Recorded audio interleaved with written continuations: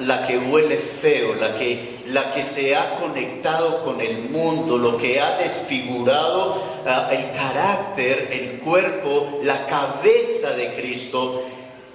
Y por su misericordia el remanente queda. El Espíritu Santo está aún con la iglesia. Y acá nosotros necesitamos apropiarnos y entender que dentro de esta iglesia local puede darse ocasión que el olor a veces no sea el mejor para algunos. El asunto es que muy fácilmente el enemigo ha ido causando en la vida del creyente el inconformismo contra la iglesia. Y no estamos entendiendo que un inconformismo contra la iglesia es un conformismo contra el cuerpo de Cristo. Entonces, el que ataque a mi esposa, me ataca a mí. Soy la cabeza. Ella es parte de mi vida. El que la ataque a ella, me ataca a mí. Por eso Saulo de Tarso, cuando iba en persecución contra esos cristianos, el Señor Jesucristo aparece y dice: ¿qué tienes contra mí? ¿Por qué me persigues? Porque es atacar a Cristo mismo. Y cuando los miembros de esta misma iglesia local atacan la misma membresía, cuidado, hermano y hermana, que no esté usted atacando a Cristo mismo.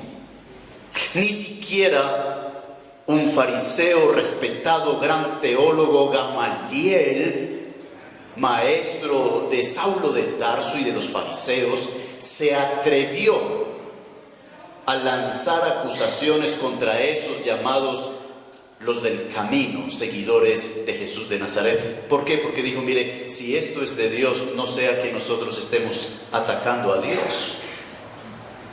Entonces el inconformismo también es notorio por el mal testimonio de dirigentes, de creyentes que manifiestan ser creyentes, pero que en sus casas tienen actitudes que dejan mucho que pensar, de cantidades de situaciones en donde la gente, los de afuera, están cansados también de ver cómo lo que se dice ser iglesia deja de cumplir con las funciones que ellos necesitan ver. La iglesia necesita no ver el mundo no necesita ver una religión, una iglesia de personas. Ellos necesitan ver vidas cambiadas. Ellos necesitan ver lo que ellos necesitan para sus vidas: a Cristo. Entonces, llegar a la iglesia en Filipos es para esta iglesia local una renovación. Es volver a ver el modelo, y es decir, en qué nos estamos desfigurando. ¿Qué áreas en nosotros no están siendo competentes con el Espíritu Santo? ¿Qué estamos mostrando al mundo de lo cual está rompiendo, robando la gloria a Dios?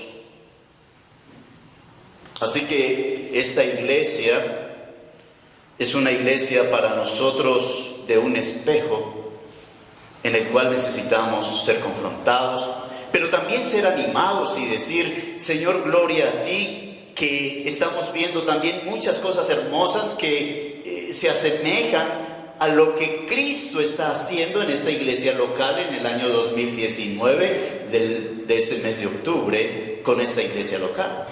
Porque la obra no se trata de la obra de Fernando Sáenz, Julián Rodríguez, ni de un letrero. Por eso no podemos atacar esta iglesia, porque aún con los problemas, inconformidades y con las luchas, el Señor tiene control de ella. Recuerdo a los ancianos dirigentes de Israel, cuando empezaron a atacar a un hombre llamado Samuel, sacerdote del pueblo de Israel, y lo atacan a él seriamente porque ellos ven que las cosas no se están haciendo como deben de ser. Y van y lo atacan duramente, pero luego Samuel va rasgando sus vestiduras a la presencia de Dios y dice: Señor, mira lo que están haciendo conmigo, casi me van a matar. El Señor dice: mira, no es contra ti, es contra mí. Aún lo que la iglesia no es en el presente, esta iglesia local, aún eso lo sabe el Señor. Y aún eso necesitamos entregarlo al Señor y decir: Señor, por favor, cambia y transforma, renuévanos. Los hermanos de Filipos vieron una vida o vidas que se estaban consagrando a Cristo y estaban dispuestos a dar sus vidas por Cristo, hablando de Silas, Timoteo, Pablo. Y allí empezó la obra con dolor y sacrificio. Ellos, los de Filipos, fueron testigos que a estos dirigentes, siervos del Dios viviente, los metieron presos por causa de Cristo, allí en Filipos. Y allí en Filipos, estando ellos presos, el Señor se glorificó trayendo vida eterna a un carcelero. Ahora, años después, tiempo después, se dan cuenta, después de haber ya conocido a Pablo y a estos siervos como Timoteo y Silas, que la palabra del Señor se incubó en ellos, floreció y dio fruto y se estableció la iglesia. Ellos reciben la noticia de que Pablo está en la cárcel en Roma, ya no en Filipos, y ellos habían desde antes enviado donativos, ofrendas para el ministerio, para la extensión del evangelio, para apoyar las misiones, y Pablo había recibido esos beneficios económicos de ofrendas para gloria del Señor y extensión del reino. Ahora nuevamente ellos mandan un donativo a Pablo a Roma, estando él encarcelado con Epafrodito, y Pablo entonces manda una carta de gratitud, que es esta carta. El encabezamiento, como lo habíamos leído el domingo pasado, Pablo y Timoteo, no significa que Timoteo haya escrito la carta con Pablo. Significa que Pablo nunca estuvo solo. Pablo fue un hombre que siempre estuvo pensando en otras personas que estuviesen siendo formadas para la obra del Señor. Y Timoteo era un joven, era como hablar de la primavera y el otoño. Pablo, el otoño, madurez, un hombre ya, como en la carta a Filemón, anciano de canas, con un joven que necesita recibir el batón para continuar, porque ya Pablo siente morir próximamente. Y les habla a ellos, a los filipenses, y les dicen: ustedes son santos, ustedes son apartados, separados del mundo para gloria del Señor. Y menciona allí a los obispos y a los diáconos, mostrando con esto que es una iglesia madura, que está organizada conforme a las Escrituras en un gobierno establecido. Estos obispos o veedores, sinónimo de ancianos que son maduros, sinónimo de pastores que son los que alimentan la grey, era una congregación que había sido formada de tal manera que estaba brotando a hombres dispuestos a asumir responsabilidad. Pablo ya está anciano, los apóstoles ya quedan pocos, Juan fue el último. Y allí ya era necesario Pablo mandar a Tito a establecer ancianos y a los otros en otras congregaciones. ¿Cuántos varones hay acá en comunión con un hogar, con una familia? ¿Cuántas familias establecidas? ¿Y cuántos de los que están aquí podrían decir: Señor, estoy orando con mi esposa para vigilar nuestras vidas y asumir nuestra responsabilidad sacerdotal en el tiempo que tú lo tengas? Estos obispos y diáconos no son por don espiritual. Es un oficio de gobierno y de responsabilidad. El oficio de gobierno de ancianos genera la obra del Señor en el orden conforme a las Escrituras, mientras que el don espiritual genera ministerios, áreas de servicio. Son dos cosas muy diferentes.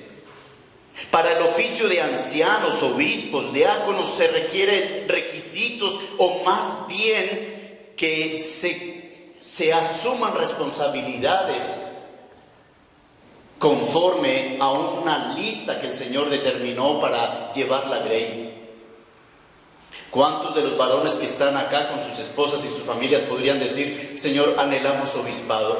Y estamos vigilando para que esas responsabilidades que están ahí marcadas, nosotros ojalá podamos cumplirlas, pero queremos ser parte de un gobierno o ser parte de siervos que se levanten para ser una bendición para la iglesia. ¿Cuántos diáconos en función, no en título, en carácter, se están formando en esta iglesia local? Es una pregunta porque estamos viendo una iglesia que está siendo un modelo para nosotros. Es bueno que hayan 2 ancianos, pero es mejor que hayan 3 y es mucho mejor que hayan 4. No es sano que una iglesia tenga solo un anciano, y menos que no tenga ancianos. Luego tenemos acá que Pablo dice: somos siervos de Jesucristo. Y termina diciendo: gracia y paz de Dios nuestro Padre y del Señor Jesucristo. Siervos del Señor, no de hombres, y mostrando a Cristo como Dios mismo. La deidad de Cristo, la supremacía de Cristo dentro de la iglesia local. Doy gracias a Dios siempre que me acuerdo de vosotros, siempre en todas mis oraciones, rogando con gozo por todos vosotros. Esta es una oración de petición, es una oración que va específicamente hacia ellos. Y decíamos lo importante que es que se ore por la iglesia y por las otras iglesias. Por vuestra comunión en el Evangelio. Estábamos viendo que no solo hemos recibido comunión con Cristo, donde éramos enemigos, ahora hemos sido reconciliados, somos salvos, pero que esa comunión en el Evangelio está para una característica específica de esta iglesia en Filipos, que es una comunión de compartir. Es una iglesia que comparte las necesidades económicas que los obreros del Señor están teniendo para la extensión del Evangelio, para que la obra del Señor sea atendida. Era una iglesia que se daba a sí misma. Pablo no fue encomendado por Filipos, por la iglesia en Filipos. Él fue encomendado por la iglesia en Antioquía. Pero la iglesia en Filipos está actuando como si ellos lo hubiesen encomendado a él, porque es la iglesia que está participando económicamente de sus necesidades. Es una iglesia que está observando la responsabilidad que en las Escrituras, desde el Antiguo Testamento hasta el Nuevo Testamento, se encuentran, y ellos han sido responsables con esto. Y Pablo les habla acerca de ello. Luego dice: estando persuadido de esto, que el que comenzó en vosotros la buena obra la perfeccionará hasta el día de Jesucristo. Y esa buena obra es que el Señor nos irá llevando en medio de nuestras imperfecciones, de nuestras caídas. Él nos irá levantando, porque el que da el crecimiento es Dios. Pero no solo eso, sino que también tenemos que ser persuadidos nosotros que el que comenzó la buena obra la termina, manifestando la perfecta seguridad de nuestra salvación. Porque esto nos muestra que cuando Él nos trajo a sí mismo, Él no va a permitir que nadie nos arrebate de Él. La mano del Padre, la mano del Hijo, y nadie las arrebatará de mi mano, hablando de nosotros como ovejas. Él va a perfeccionarnos, como lo dice en la carta de Pedro, cuando Pedro manda esta carta a los creyentes en la primera carta y les dice en el capítulo 5 algo maravilloso para nosotros, y es 5:10 de Pedro, primera de Pedro 5:10, mas el Dios de toda gracia, que nos llamó a su gloria eterna en Jesucristo, después que hayáis padecido un poco de tiempo, Él mismo os perfeccione. Él mismo os perfeccione, no nosotros. Un imperfecto no puede perfeccionarse a sí mismo. Es el Señor quien nos perfecciona, pero no solo nos perfeccione, sino que también nos afirme. Y necesitamos tener firmeza en nuestras convicciones, en nuestro carácter, seguridad ante un mundo inseguro, pero también nos fortalezca en medio de las dificultades, porque Pablo mismo lo dice: fortaleceos en el Señor y en el poder de su fuerza. Él mismo es el que nos fortalece, y necesitamos que en el momento de la aflicción usted pueda decir: yo soy parte del cuerpo de Cristo, yo soy esa iglesia de Filipos, por lo tanto el Señor me fortalece, Él es mi fortaleza y me pronto auxilio en las debilidades y tribulaciones. Pero también establezca, y ese establecer nos habla del fin, nos habla del propósito final. No se turbe vuestro corazón, creéis en Dios, creed también en mí. En la casa de mi Padre muchas moradas hay. Voy pues a preparar lugar para que donde yo estoy vosotros también estéis y os establezcáis allí. En primera de Juan se nos habla también el apóstol diciendo a los creyentes, capítulo 3, amados, ahora somos hijos de Dios y aún no se ha manifestado lo que hemos de ser, pero sabemos que cuando Él se manifieste seremos semejantes a Él, porque le veremos tal como Él es. Seremos semejantes a Él, Él nos perfecciona. El que comience la buena obra la terminará. Amados, yo no soy feliz con la estatura que tengo espiritual, pero de algo estoy seguro, y es que por la gracia del Señor Él no me va a dejar con esta estatura espiritual. Él va a seguir perfeccionando su carácter en mí, y yo debo de acudir a Él, porque fuera de mí nada podéis hacer. No se preocupe en cuanto a lo que usted anhela. Preocúpese en cuanto a lo que usted no está permitiendo que el Señor esté haciendo en el presente, porque de esa manera Dios no va a poder perfeccionarle cuando usted no se dispone para que Él haga la obra en su vida. Tenemos que disponernos. La iglesia en Filipos era una iglesia que estaba siendo perfeccionada en el Señor. Ahora dice la Escritura o encontramos más bien en la Escritura más de 300 versículos que hablan de la seguridad de la salvación. Schaffer es un escritor muy respetado, del cual también cito mucho. Dice que hay por lo menos 34 hechos, obras, acciones que el Padre, el Hijo y el Espíritu Santo hicieron en la obra redentora de la salvación de almas. Él nos justificó, nos santificó, nos redimió, nos adoptó y muchas más, 34.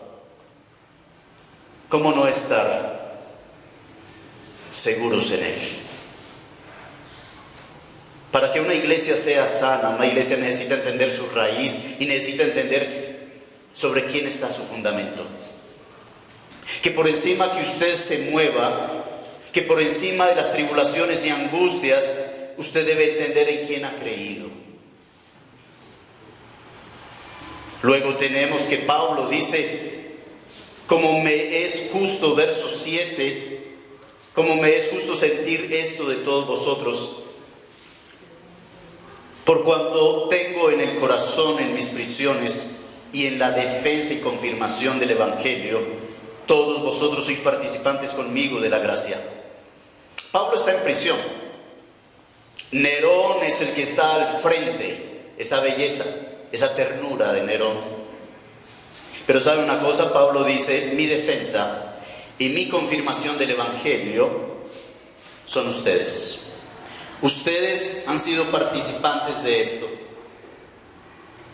Y lo que yo estoy sufriendo, lo estoy sufriendo no por meterme en lo que a mí no me compete, no por meterme en problemas y en pecados. Las tribulaciones que yo estoy viviendo no es por mis malas decisiones, es porque estoy sirviendo al Dios vivo y ustedes son fruto de eso. Ustedes son mi defensa. ¿Y qué voy a decir cuando tenga que defenderme? Lo único que tengo que hacer es mostrar el fruto del Espíritu Santo, la obra de Dios en la vida de ustedes. Porque si sobre qué lo van a culpar y cuál va a ser su sentencia, que sean ustedes, porque mi vida la he dedicado es a servir al Señor. Y ustedes son respuesta de ello. Por lo tanto, pido en oración, verso 8, porque Dios me es testigo de cómo os amo a todos vosotros con el entrañable amor de Jesucristo. Dios me es testigo de cuánto les ame y les amo en cuanto a las entrañas, las vísceras, los intestinos. Esas son las entrañas, y lo utiliza como una metáfora para referirse a lo más profundo de lo que Cristo sabe que es así. Ahora yo me pregunto, ¿he llegado yo a amar a mis hermanos en la fe con las entrañas de Cristo? Porque las entrañas de Cristo nos muestran que antes de la fundación del mundo, antes de ser creados, Cristo se dispuso para morir por nosotros en la cruz sin que todavía nosotros existiésemos. Esas son las entrañas. Que yo no necesito ver acciones de la persona a quien amo. Dios no necesitó vernos a nosotros actuar para Él estar dispuesto a morir por nosotros aún sin existir nosotros mismos. Las entrañas se refiere a todo su ser, lo más profundo. ¿Amo yo así a mis hermanos? ¿Me da vergüenza? Creo que no. Pero Pablo les está diciendo a ellos, ahora cuando ellos escuchan eso, de decir yo los amo con las entrañas de Cristo y Él lo sabe, ¿cómo se van a sentir ellos? ¿Cómo se siente la iglesia en Filipos? ¿Cómo se sentiría esta iglesia? Pablo, por favor, salga de esa cárcel y véngase ya. Pero ellos también le aman. Oran por él. Le mandan donativos. Pero no por la plata que manda, y más adelante lo explica. Es porque ellos ven lo que Pablo les enseñó. No que le den plata a él. Que vean la extensión del reino.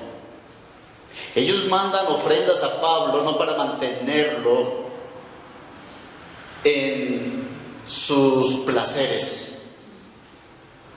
Es porque saben que él está sirviendo al Dios vivo. Es una iglesia cristocéntrica que se mueve en razón de Cristo, no en razón de Pablo. Ahora, verso 9, y esto pido en oración, que vuestro amor abunde aún más y más en ciencia y en todo conocimiento. Interesante, Pablo no está diciendo, Señor, yo pido para que, Señor, tú les des carro, casa y beca, porque un hijo del reino no puede vivir sin estas cosas. Pablo no está orando por esas bendiciones. Ay, ore para que el Señor me bendiga en este trabajo. Ore para que el Señor me bendiga en el viaje. Pablo está diciendo, ¿sabe por qué voy a orar? Para que usted lo conozca más a Él. Para que usted conozca más la palabra del Dios que le creó. Para que usted sea sabio en la sabiduría de Dios. Porque con eso usted es rico. Porque con eso usted tiene bendiciones, todas las que necesita. Porque el resto es añadidura. Buscad primeramente el reino de Dios y su justicia, y las otras cosas os serán añadidas. Así que es una oración específica. Pablo no está orando, Señor, yo oro por todos los misioneros, yo oro por la obra del Señor. No, Pablo está siendo específico en la oración. Yo oro para que ellos tengan el conocimiento suficiente de tu palabra. Es una oración específica. Oro por todas las iglesias iglesias en el mundo.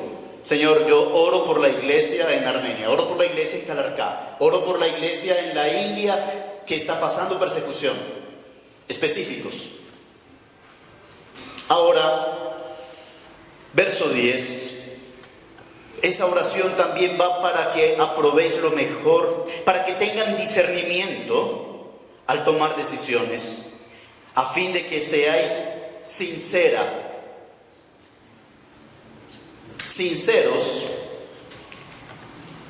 En aquel tiempo griego, donde hacían tantas imágenes de yeso o de material, cuando habían grietas, cubrían esas grietas con cera, como cuando en Armenia antes del terremoto cubrían las columnas con guaguas por dentro, y llegó el terremoto y todo lo tiró al piso. Sincera significa que no estemos rellenos de hipocresía, que no tengamos un semblante bonito pero por dentro cocos, dañados, quebrados. Esa es la oración de Pablo. Tremendo. Entonces, que ustedes tengan discernimiento para las cosas buenas, que sean sinceros y que sean irreprensibles, que no haya de dónde agarrarlos. Está teniendo en cuenta. ¿Quién pensó hoy que pueda ser que el Señor hoy venga por su iglesia y vamos a tener el tribunal de Cristo en donde usted, ¿qué le va a presentar al Señor? ¿Quién pensó hoy en eso? ¿Qué he hecho para gloria al Señor? ¿Con qué me voy a presentar para Él? Pablo está orando no solo por un presente, está orando por un futuro que puede ser hoy. Y es que tenemos que compadecer ante el tribunal de Cristo como hijos. No para condenación eterna, porque somos creyentes con eterna salvación en Cristo, pero sí vamos a tener que dar cuenta en el tribunal de Cristo de las obras que hemos hecho, tanto buenas como malas. Y Pablo les está recordando que tengan en cuenta ese día. Entonces, el rapto viene, después el tribunal de Cristo. Verso 11, llenos de frutos de justicia que son por medio de Jesucristo. Mire, el fruto de justicia no lo confunda con el fruto del Espíritu Santo. El fruto del Espíritu Santo llega cuando hemos sido bautizados por el Espíritu Santo en el momento de nuestra conversión, una vez y para siempre. Y allí el Espíritu habita. Y en Gálatas capítulo 5 encontramos todo lo que es el fruto del Espíritu, que debe tenerlo todo cristiano. Pero aquí el fruto de justicia tiene que ver en cuanto a las obras y a las virtudes, en lo que identifica la vida de un hijo de Dios en su testimonio público. Eso tiene que ver con lo que el Señor Jesucristo dijo en Juan 15: yo soy la vid, vosotros sois los pámpanos. Pero separados de mí nada podéis hacer. Por lo tanto, el fruto de justicia solo se puede conseguir cuando estoy caminando con Cristo, cuando estoy dependiendo de Cristo, cuando Cristo es mi razón de vida.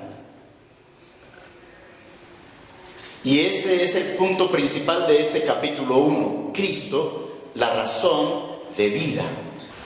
Es un desafío a los creyentes a no conformarse con tener una iglesia que dentro de todo va a flote, va bien, sino que internamente se preocupen y que se examinen frente a sus vidas privadas, íntimas, y se reevalúen con el fruto de justicia, las virtudes que se están viendo de manera individual en cada uno de ellos. Hay una alabanza, hay un ánimo por cómo van, pero también les está animando a que sean mejor. Verso 12 cambia un poco el tema. Allí hasta este momento estuvimos hablando o estuvimos observando la oración específica de Pablo. Pero desde el 2 en adelante se va a hablar la implicación de una vida piadosa. Porque los que quieran vivir piadosamente, ¿qué van a recibir? Persecución, dificultades. Una vida de obediencia será una vida de luchas, de enemigos. Alguien dijo que podría titularse estos pasajes que vienen como la fortuna de lo infortuno. Quiero que sepáis, hermanos, que las cosas que me han sucedido han redundado más bien para el progreso del Evangelio, de tal manera que mis prisiones se han hecho patentes en Cristo en todo el pretorio y a todos los demás. La fortuna del infortunio, la fortuna de honrar al Señor, de servir al Señor, de ser un hijo de Dios, de glorificar el nombre de Dios. Pero el infortunio es que eso tiene un costo, pero un costo que no es de pérdida, que no es de fracaso, un costo que externamente se ve de sacrificio, de dolor, pero que el Señor lo transforma en bendición, que lo transforma en oro, en valor preciado. Que cuando Pedro dice que si alguno injustamente es tratado, gloríese, porque esa es la voluntad de Dios, porque de esa manera seguimos las pisadas de Cristo. Lo que significa es que lo que para una sociedad vivir piadosamente, zanahoriamente, y usted es evangélico, entonces usted no puede disfrutar de las fiestas que nosotros disfrutamos. Usted es evangélico, entonces usted no puede ver lo que nosotros vemos y lo que nosotros hacemos. Ese es el infortunio de la sociedad, pero es la fortuna para nosotros. Y es lo que Pablo les está motivando. No lloren porque me ven en prisión. No lloren por las cadenas que me atan. No lloren por el apedreamiento del cual ustedes han sido testigos. No tengan pesar. Ay, qué pesar del hermano. Ay, cómo sufre. No. ¿Saben? Me hace recordar cuando el Señor Jesucristo iba con la cruz a cuestas y se acercan unas mujeres llorando por Él, presentándole un manto para secar allí toda su sangre, y el Señor le dice: mujeres, ¿por qué lloran por mí? Lloren por ustedes. Cuando nosotros atendemos al sufrimiento como cristianos, hay gloria en los cielos para el Señor. Me han enviado un video que preferí no mandarlo a congregados, porque posiblemente iba a turbar a muchos. Pero ese video muestra a una de las regiones en la India, cuando hace unos 15, 20 días tomaron a un grupo de cristianos y les echaron candela, y eran cantidades de cuerpos. Uno podría compadecerse de ellos, pero no es así. Lo que causó eso para mi vida fue compadecerme de mi propia vida y avergonzarme, porque seguramente no estoy sufriendo por amor a Cristo. Me llegó también una imagen de un siervo de Dios. Dice esto: Este pastor fue condenado a muerte en Siria por hablar el evangelio. Y se va riendo a la horca. Y ahí muestran la foto en donde le están colocando la soga. Se va riendo a la horca porque sabe que ya está llegando la hora de encontrarse con Cristo. Mientras tanto, algunos en las iglesias solo buscan el chisme, solo buscan un desacuerdo y ya quieren entregar el cargo, ya que no quieren ir más allá a la iglesia, porque esa iglesia está llena de defectos, mientras otros están muriendo por Cristo. Quiero que sepan, hermanos, que las cosas que me han sucedido han redundado más bien para el progreso del evangelio.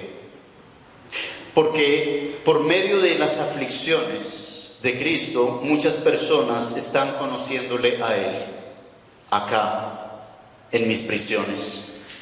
El pretorio no tiene que ver con un lugar, aunque puede ser, tiene que ver más bien con la guardia pretoriana, en donde a Pablo lo introducen a la cárcel y le ponen las cadenas, y de acuerdo a la reglamentación romana, un alguacil, un soldado romano, tiene que ser también apresado con él. Por lo tanto, a donde va Pablo, va el soldado. Los dos están amarrados de cadenas. ¿Y eso qué significa? Que él tuvo que escuchar todas las barrabasadas, hediondeces que salen de la boca de estos soldados paganos, burlas, hasta olor físico, qué sé yo, aguantarse a un hombre de esos amarrado. Y Pablo asume eso, y a donde él va tiene que ir el otro. Así que Pablo también, de acuerdo al dicho colombiano, el que anda entre la miel, algo se le pega. La pregunta es, ¿a usted se le pega qué de qué? ¿Usted pega de lo que usted tiene o los demás le pegan a usted lo que ellos tienen? Una cosa es cierta, y es que soldado que era amarrado a Pablo se volvería prisionero de Jesucristo, dicho soldado. Usted va a la universidad, joven. Usted va al barrio donde se encuentra, hermana. Usted va a la empresa donde se encuentra. Allí vamos a tener filosofía de pensamientos distintos. La pregunta, ¿quién va a influenciar a quién? Pablo nos enseña que todo el bullying, que todas las risotadas y burlescos que iban en contra de Pablo se convirtieron en el poder de Dios para transformar a estos hombres que se burlaban de Cristo y ahora están glorificando el nombre de Jesús. Entonces, cuando usted vea que un siervo de Dios o una sierva de Dios sufre, déjelo quietecito, que el poder de Dios se está manifestando. Déjelo que la gloria de Dios va a visitar para algo mejor. Y oremos por él, que fue lo que la iglesia en Filipos hizo todo el tiempo, de orar por él.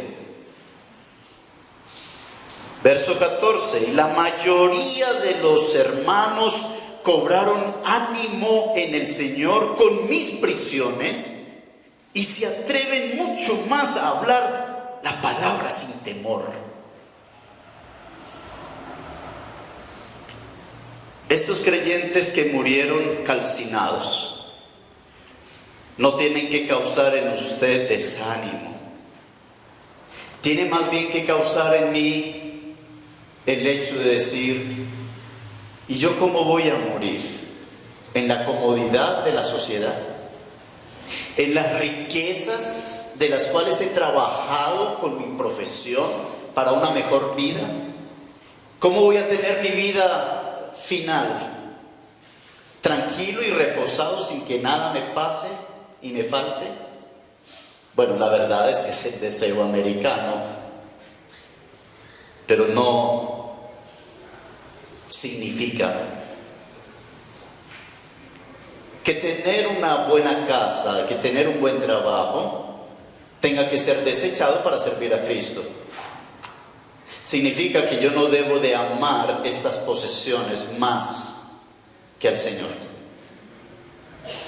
Significa que mis pertenencias no pueden ser mis pertenencias,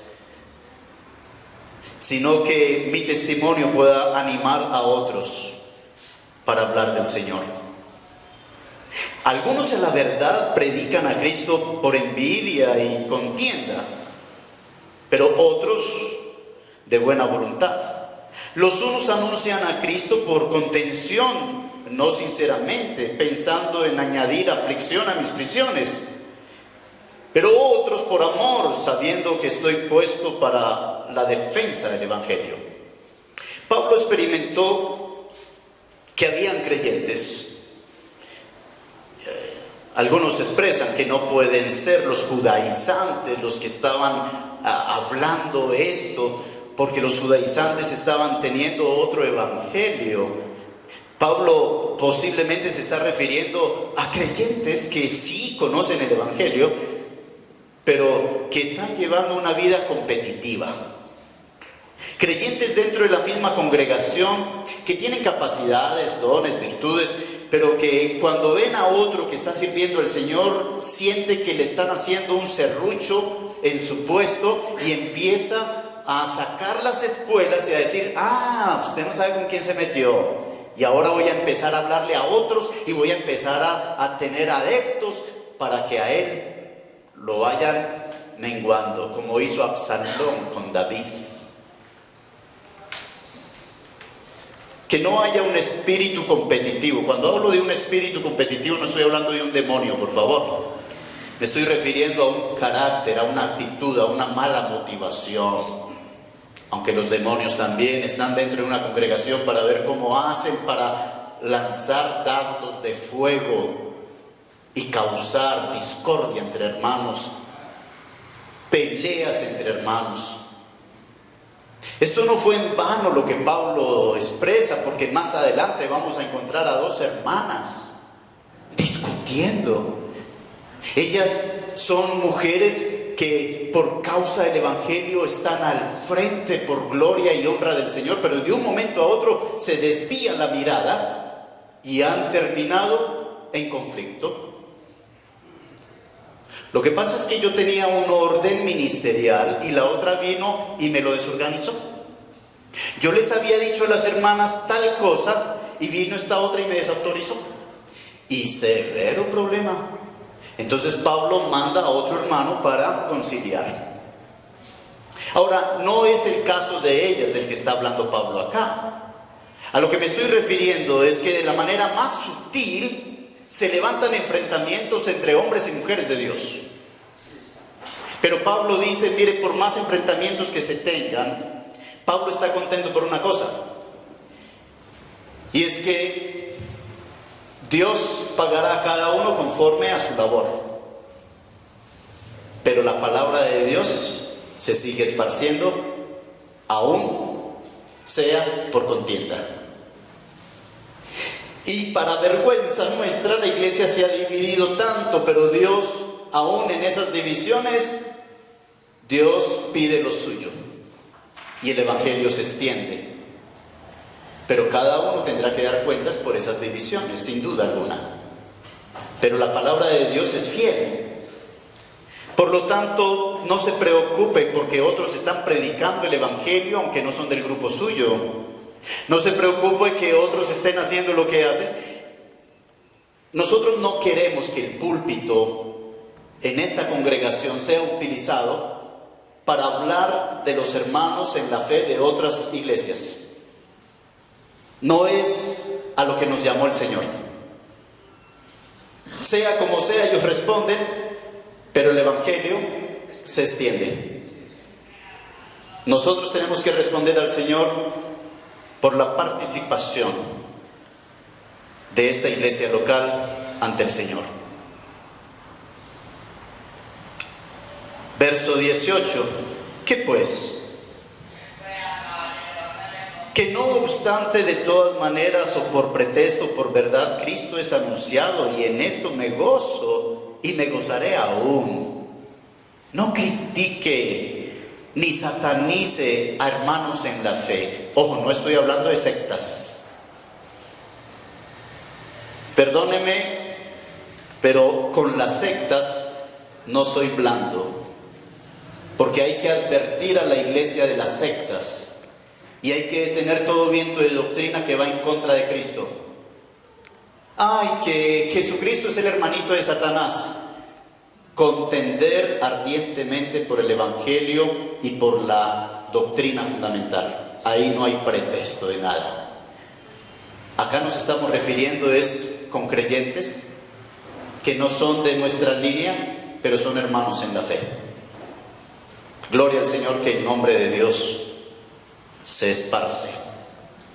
Entonces, Pablo expresa: Cristo es anunciado de todas maneras, porque sé que por vuestra oración, verso 19, porque sé que por vuestra oración y la suministración del Espíritu de Cristo, esto resultará en mi liberación.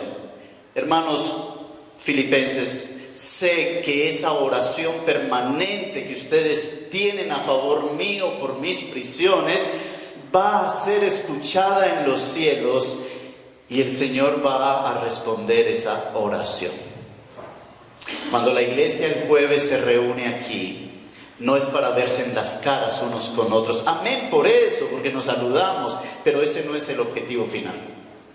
Cuando esta iglesia local llene las sillas que están en este momento llenas un jueves, es porque vamos a entender que la oración tiene poder y que la oración del justo puede mucho. No es sano que la oración sea la reunión más débil del cuerpo de Cristo. Porque la oración es la reunión íntima que se tiene con el Padre, con el Hijo, con el Espíritu Santo, para hablar sobre los asuntos y los negocios del Padre.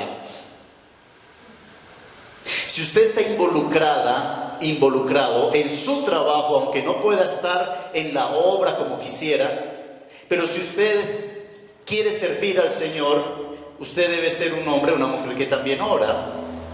Y la iglesia debe ser una iglesia de oración. No en religiosidad, no en la pereza de, ay, es el sitio donde más sueño me da. Es donde Dios escucha. Quiero dar gracias al Señor porque dije un jueves hace 15 días, hermanos, oren por unas necesidades que debo cubrir en un mes. Y el Señor está haciendo la obra. No alcancé a decirlo este jueves, de decirles, hermanos, darle gracias al Señor porque Él ha dado respuestas. Hermanos, Él ha estado dando respuestas por esas necesidades. Y la iglesia oró y está orando por eso. Hemos orado acá y muchos hermanos han dicho, hermanos, quiero decir que se estuvo orando por la salud de tal. Quiero decir que estuvo orando por la salvación de tal, y el Señor ya respondió. Usted deja de asistir a las reuniones congregacionales y usted se pierde de mucho del poder de Dios manifestado. Solo seamos como esa mujer que llevaba 12 años con un flujo de sangre, pero ella dijo, aunque yo extienda mi mano y así sea tocando un poco la punta de aquel vestido, ella creyó en el Señor que en lo mínimo Él iba a responder. Cuando usted viene un jueves acá creyendo que Dios va a responder, Dios no le avergüenza. Él tiene diferentes maneras de responder y no necesariamente es como usted quiere, pero Él responde. Y eso es lo que necesitamos. Es una iglesia que está siendo incitada a seguir haciendo lo bueno que hace y a fortalecer y a prevenir las áreas de peligro.